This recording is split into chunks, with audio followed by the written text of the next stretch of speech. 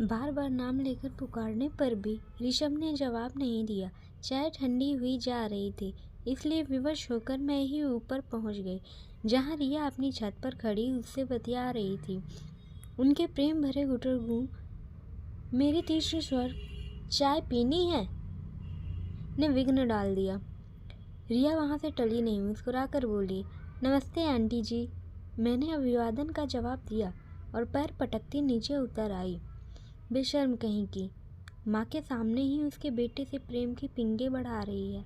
कोई लिहाज संकोच है ही नहीं। माँ कहाँ है? मेरी चाय। नीचे आकर ऋषभ ने पूछा, देख ऋषभ, अब तू बच्चा नहीं है, एक जिम्मेदार बैंक ऑफिसर है। छत के उस कोने में खड़े तुम दोनों क्या खुसुर फुसुर करते रहते हो?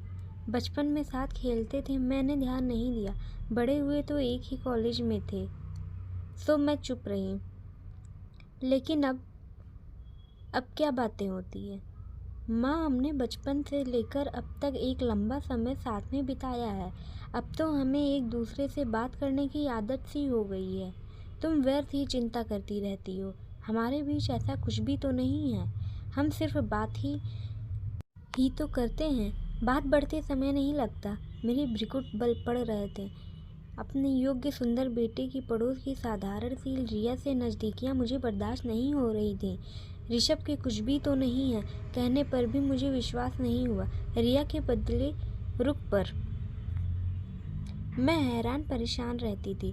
आजकल आए दिन कभी पकौड़े की प्लेट तो कभी अचार की शीशी लिए हाजिर हो जाती थी। ऐसे ही एक दिन वो घर पर आदम की। उसे देख मैंने कहा, सूट तो बड़ा सुंदर है।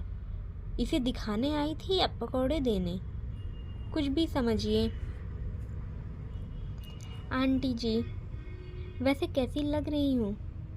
ठीक है, मुझे कहना पड़ा। उसे देखकर ही मैं शशांक ग्रस्त हो जाती। बचपन में दिन रात साथ खेलते बच्चों को युवावस्था में अलग कर देना मुश्किल होता है। हम 3 बहनों की संतानों में ऋषभ इकलौता, पति के खानदान में भी वह सबसे बड़ा और लाड प्यार से पला था। उसकी शादी को लेकर हम सबने बड़े सपने संजोए थे, किंतु हमारे सारे अरमानों पर पानी फिर गया। जल्दी ही ऋषभ ने रिया से विवाह की घोषणा करके हम सबको गहरा आघात दिया। हजारों कमाने वाले ऋषभ की अकेली विवाहिता बहन रागिनी ने इसका पुरजोर विरोध किया। मैंने तो घर छोड़ने तक की धमकी दे डाली, पर ऋषभ प्रभावहीन रहा। बोला, आप घर छोड़कर क्यों जाएंगी? मैं ही अलग हो जाऊंगा। बस रिया से शादी करवा दीजिए। करवा दूंगी, सारे निर्णय तो खुद ही ले चुका है। शादी भी कर ले। ठीक है, कोर्ट मैरिज कर लेता हूँ। मुझे तो आपके विरोध का कारण समझ नहीं आ रहा है। हमारी जाति की है, पढ़ी लिखी, धनी परिवार की है, और सबसे बड़ी बात मुझे पसंद है। मैंने जैसी बहू की कल्पना की थी वो वैसी नहीं है। सिर चढ़ी नखरेली, पता नहीं क्या देखा तूने उसमें। शादी तो मुझे करनी है, मुझे पसंद है वह। भैया, आपको मम्मी से ऐसे बात नहीं करनी चाहिए। तू चुप रह, मम्मी की चमची। अभी 2 दिन में संदीप के पास चली जाएगी। तूने भी तो की थी अपनी पसंद से शादी। मैंने कोई विरोध किया था? रागिनी चुप हो गई। उसने भी प्रेम विवाह किया था, लेकिन मैंने उसमें अपनी सहमति दी थी। मैं कुछ बोलती उससे पहले ऋषभ के पापा बोले, ऋषभ की शादी रिया के साथ ही होगी। जवान लड़का घर से चला जाएगा, यही चाहते हो क्या तुम लोग?